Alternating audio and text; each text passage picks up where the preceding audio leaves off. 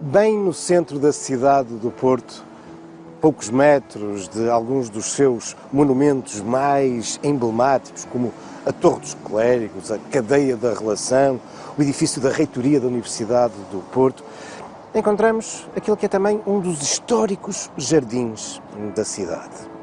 O Jardim João Chagas. Em boa verdade, pouca gente o conhece com esta designação. Ele é, para os portuenses, o Jardim da Cordoaria. É um dos mais antigos jardins da cidade, mas antes da sua transformação em passeio público, em jardim, era já um espaço de referência para os portuenses.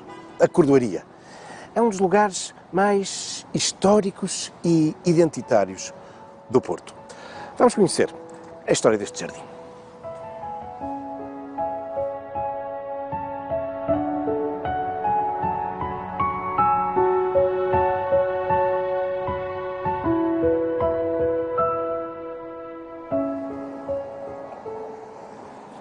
Contíguo ao Jardim da Cordoaria, surgiu há muitos poucos anos um novo espaço ajardinado na cidade. É o Jardim das Oliveiras, ou o Jardim do Olival.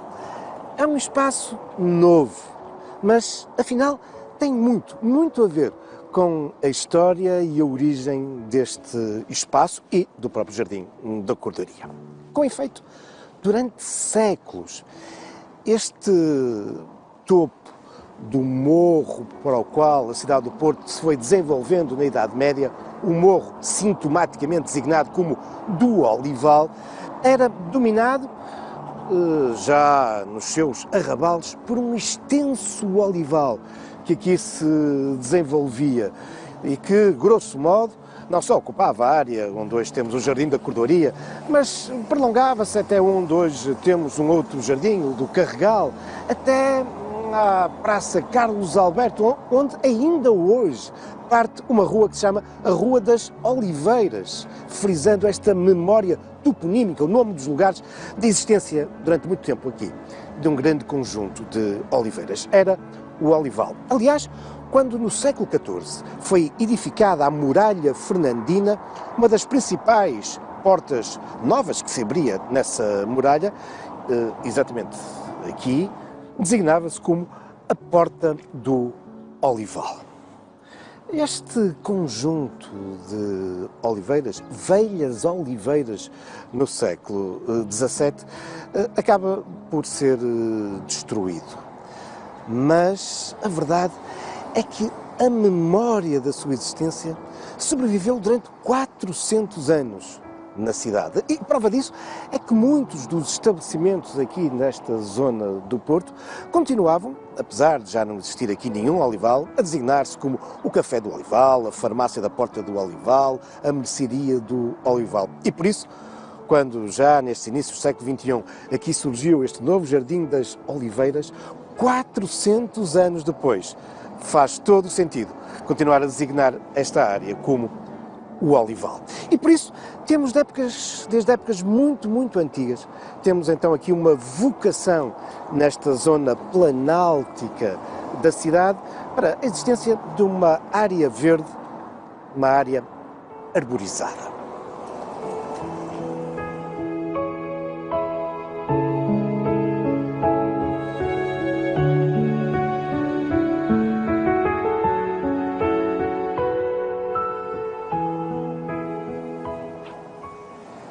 É no século XVII que o olival, como há pouco vos dizia, desaparece. E, de algum modo, na base da ordem para abater as velhas oliveiras, data de 1611. Mas para entender o que acontece em 1611 temos que recuar alguns anos. Temos que ir até 1582. Estamos no início da União Dinástica.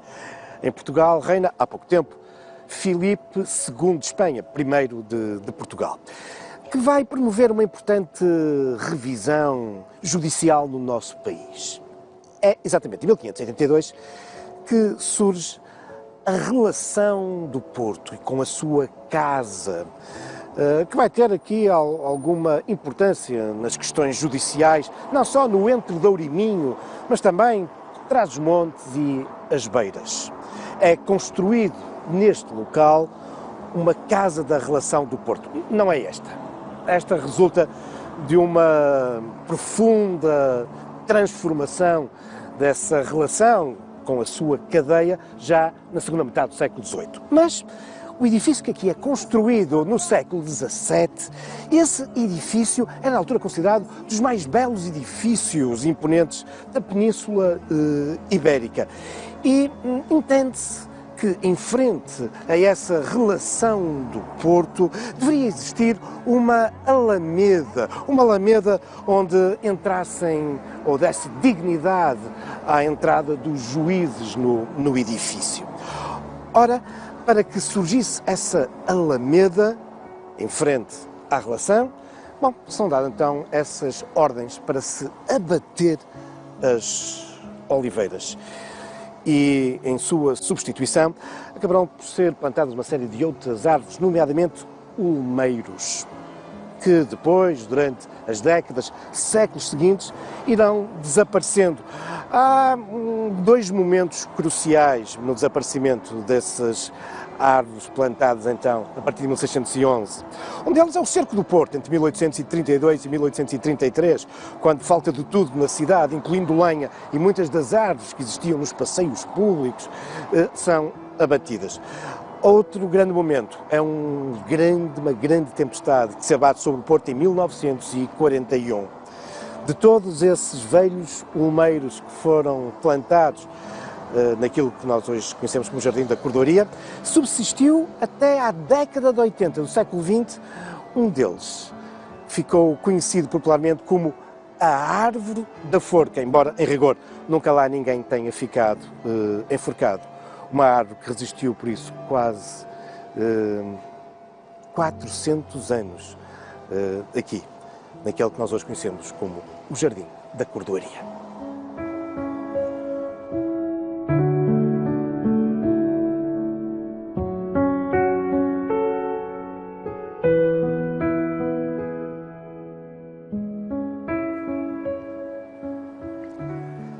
Abatidas as oliveiras, a partir de 1611, como vimos, para se abrir uma alameda que dignificasse ainda mais a casa da relação, com as oliveiras a serem substituídas por esses olmos negrilhos. A partir desse momento, e apesar de, como também vimos, o topónimo Olival ter resistido durante estes 400 anos, a verdade é que, sem as oliveiras, esta área vai começar a perder essa antiga designação de olival e vai-se impor um outro topónimo que irá persistir até aos dias de hoje, a cordoaria. E cordoaria porquê? Porque aqui, de facto, se instalam os cordoeiros. Sabemos que, nos finais da Idade Média, aqui funcionava a cordoaria do Bispo. E numa cidade como o Porto, profundamente mercantil, portuária, ribeirinha e também conhecida pela sua notável construção naval, onde os cordoeiros, a produção do cordoame, eram fundamentais, não admira que existissem cordoarias. Aliás, este espaço está debruçado sobre Miragaia, que tinha uma extensa praia fluvial famosa pelas suas produções de embarcações e onde também, seguramente, existiam em grande número os cordoeiros. Cordoeiros que, para produzir o cordoame, as cordas, precisavam de espaços planos e extensos. Ora, era exatamente isso que eles encontraram aqui no Olival. E por isso, nesses finais da Idade Média e depois durante o Renascimento, vamos assistir aqui a uma importante concentração de cordoeiros, dando origem à cordoaria.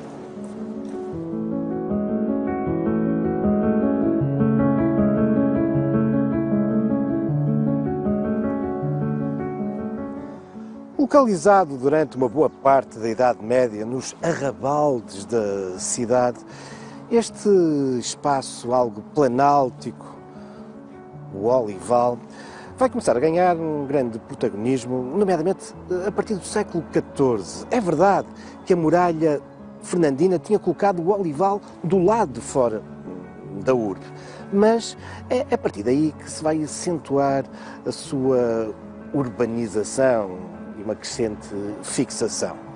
E, como vimos, poucos séculos depois, no século XVII, com a Casa da Relação e com a Alameda e com a crescente presença dos cordoeiros, este é um espaço de referência, um espaço amplo e também por isso, desde muito cedo, um espaço que fica ligado à realização de feiras regulares.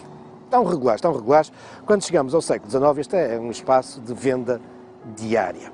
E por isso, não admira que quando em 1839 as autoridades liberais da cidade criam os primeiros mercados, um dos primeiros mercados do Porto vai se localizar exatamente aqui na Cordoaria, num dos seus extremos. É aquele que ficará como o famoso Mercado do Anjo e que vai ser também muito rapidamente complementado no outro lado da Cordoaria com o Mercado do Peixe. Ora, zona muito concorrida, zona de mercados, faz com que esta área da Cordoaria seja também entendida pelas autoridades da cidade como um espaço que importa qualificar. E em 1865, graças ao empenhamento político do vereador da Câmara, o Visconde de Vilar d'Alen, vamos ter então aqui o aparecimento de um dos primeiros jardins da cidade. Um espaço propositadamente concebido para o lazer das gentes, mas marcado pela presença de árvores e de flores. Não é já só um passeio público, uma alameda, não. É um jardim pensado como tal. E o Visconde de Vilar d'Alen, para isso, vai envolver na sua concepção aquele que era um arquiteto paisagista que tinha chegado há pouco tempo ao Porto para dirigir e conceber os jardins do Palácio de Cristal. Ora, é Emílio David, era esse o seu nome, que em 1865 e 1866 vai então conceber esse jardim romântico aqui da Cordoaria. Um jardim com lagos, com ruínas, estátuas, muito a ver, de facto, com esse ideal dos jardins românticos, ao qual não faltava sequer algumas espécies exóticas. E por isso, na altura, este jardim é quase considerado um jardim botânico. Mas, curiosamente, não era a primeira vez.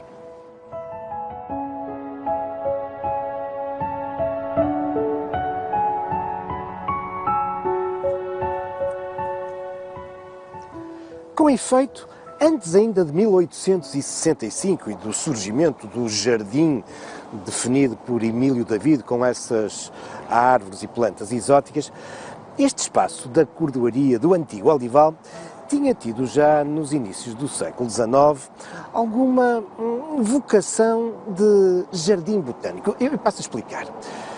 Em 1836, na sequência das profundas reformas, também na área do ensino, de um homem aqui da região, Passos Manuel, a Academia Politécnica do Porto, de que o atual edifício da reitoria, voltado para o Jardim da Cordoaria, é uma marca de memória importante.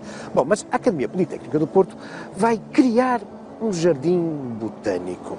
O espaço não é propriamente aquele que nós hoje identificamos com o Jardim da Cordoaria, mas era um espaço contíguo que tinha pertencido ao Olival, na cerca do antigo convento dos Carmelitas Descalços, onde hoje temos o quartel da Guarda Nacional Republicana. Foi aí, de facto, que durante alguns poucos anos funcionou aquele que foi o primeiro jardim botânico da cidade. Mas a presença de espécies exóticas aqui na Cordoaria, curiosamente, dá origem a um curioso engano. Quando percorremos aquele que é um dos espaços mais emblemáticos do jardim, a Alameda dos Plátanos, muita gente pensa que estamos perante umas árvores exóticas, tendo em conta a sua forma, nomeadamente do seu tronco. Mas sim, são simples e banais plátanos. O que acontece é que foram atacados há já muitas décadas por um fungo que lhes deformou o tronco e lhes dá este curioso aspecto.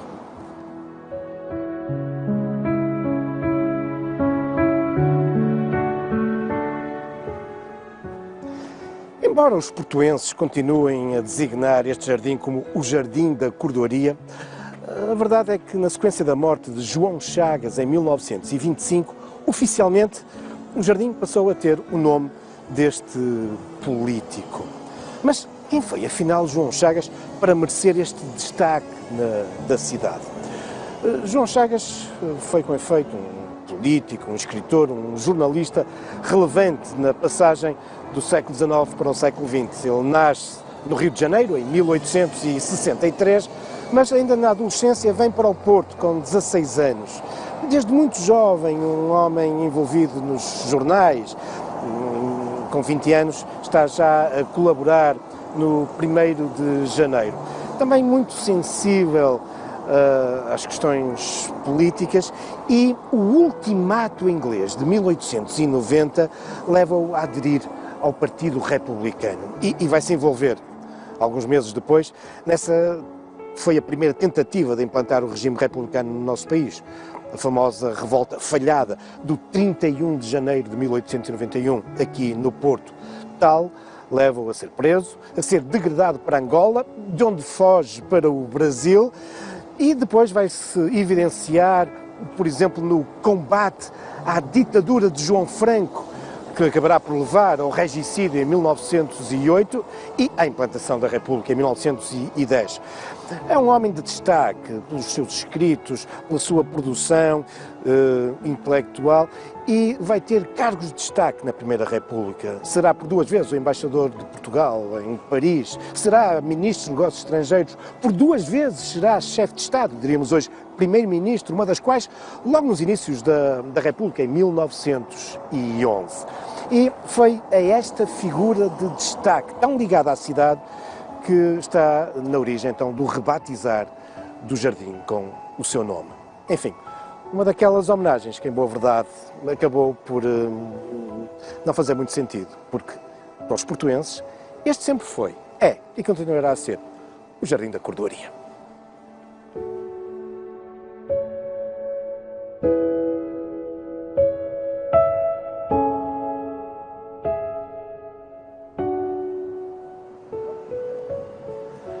Além de João Chagas, o Jardim João Chagas, o Jardim da Cordoaria, homenageia outras personalidades e através de estátuas.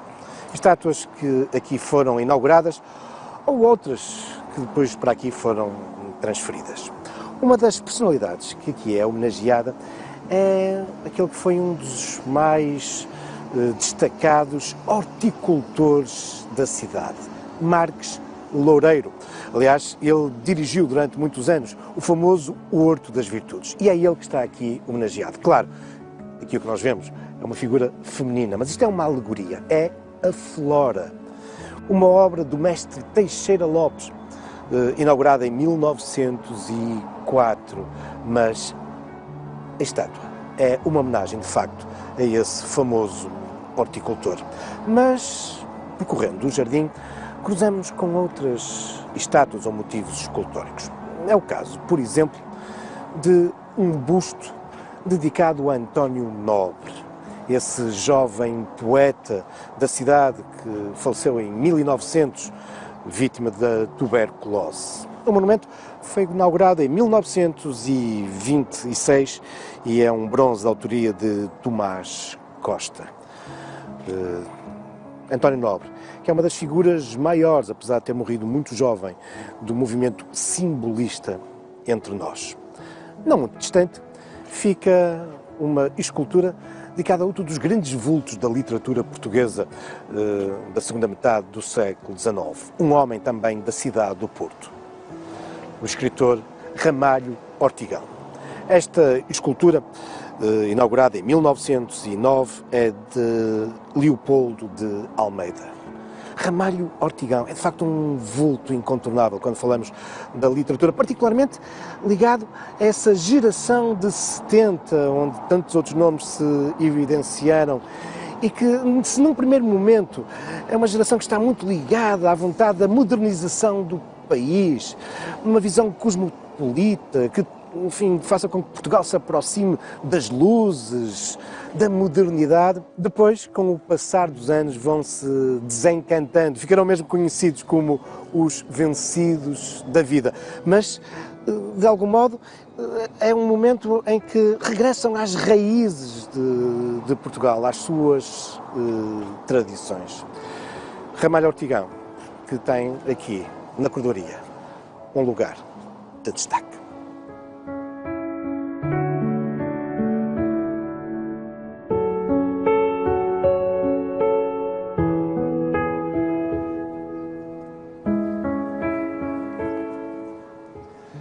Mas há outras esculturas no Jardim João Chagas. Uma delas, em boa verdade, a mais antiga, datada de 1898, é da autoria de Fernandes de Sá, O Rapto de Ganimedes. Em rigor, esta escultura só se encontra aqui na cordoaria há poucos anos. Durante décadas esteve na Praça da República. Quando foi produzida, nesse final do século XIX, obteve alguns prémios até internacionais. Retrata-nos um episódio mitológico. O deus Júpiter, transformado numa águia, rapta Ganimedes. Mas, no jardim, há outras esculturas que aqui surgiram há muito pouco tempo. Nomeadamente, na sequência da profunda intervenção que este espaço registou, na sequência o Porto, capital da cultura, 2001.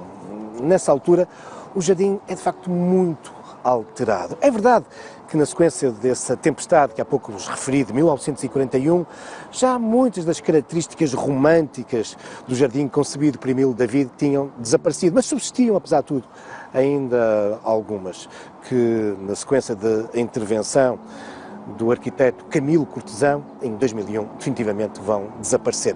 Temos que perceber um pouco o contexto da época.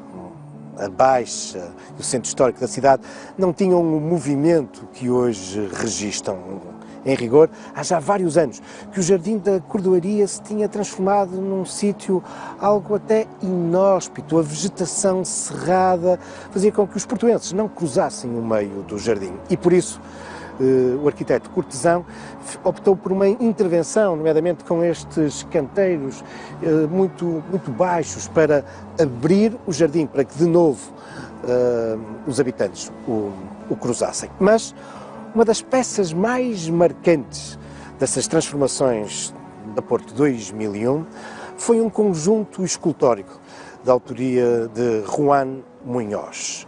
É um conjunto de várias esculturas sintomaticamente intituladas 13 a rir uns dos outros.